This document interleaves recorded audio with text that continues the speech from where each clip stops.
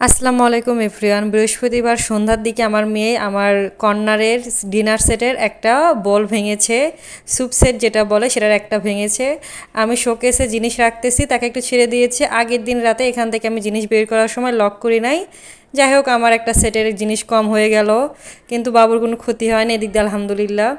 কালকে শুক্রবার, তো ভাবলাম ঝামেলা একটা রান্না করি। এটা আমার হাজব্যান্ড খুব লাইক করে, আমারও খুব পছন্দের, আমার আব্বা খুব লাইক করতো। প্রথমে দেশি আলুটা সিদ্ধ করে নেওয়ার পর এটা আমি ছিলে নেব। পাশে চর্বি আর কয়েক পিস মাংস ছিল, ওটাও আমি কষিয়ে নিব সব কিছু মশলাপত্র দিয়ে।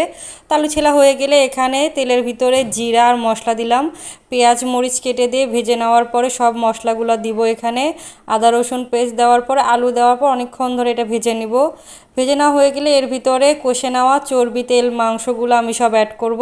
তারপর এটা একটু ভেজে নেব। আর এক সাইডে আমি গরম পানি দিয়েছি, এটা দেওয়ার পরে এই পানিটা শুকায় নিলে এটা হয়ে গেল রান্নাটা। এই রান্নাটার আলু ছিলাটাই বেশি ঝামেলা, এছাড়া রান্নাটা খুব মজা লাগে। রান্না হয়ে যাওয়ার পর আমি ভাতটাও বসায় দিলাম। এরপর অনেকগুলো মাজা বাকি ছিল, ওগুলো সব আজকে আমি ক্লিন করব। আমি প্রত্যেক দিন ঘুমানোর আগে ক্লিন করি, কিন্তু আজকে ভাত খাওয়ার আগে ভাবলাম এগুলো কাজটা সেরে নেই।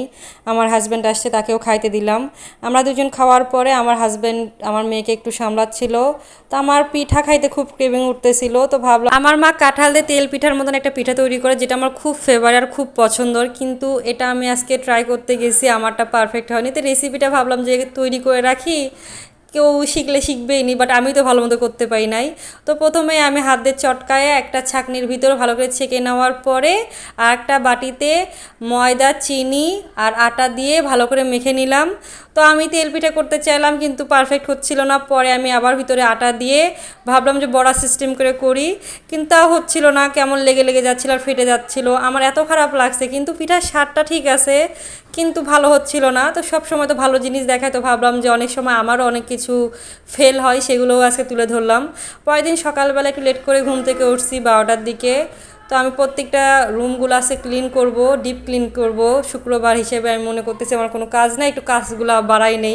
দুইটা রুমটা বেডটা গোছাইলাম, আর খুব ভালো লাগতেছে বেডগুলো ক্লিন থাকলে আমার কাছে। পুরা বাসাটাও ঝাড়ু দিব আজকে, তো পুরা বাসা আমার ঝাড়ু দেওয়া হয়েছে। তো ভাবলাম অনেক দিন ধরে বাসাটা মুছে দেই নাই, আমার তো অসুখটা আবার বাড়ছিল, আমি তেমনটা মুছে দেই না। কিন্তু বাবু প্রতিদিন খাওয়া গেলে হাত দিয়ে মুছে দেয়, কিন্তু পুরা বাসা ডিপ ক্লিন করব সেটা হচ্ছিল না। তো ভাবলাম মুছে দেই। আর এখানে 2 বালতি কাপড় ভিজাইলাম, এগুলাও ধুয়ে নিলাম। এরপর অনেকগুলো মাজা বাকি ছিল, সেগুলোও মাজলাম, কারণ কাল খাওয়ার পরে রাতার মেয়ের মাজি নাই। তো এগুলো সব আছে ক্লিন করব।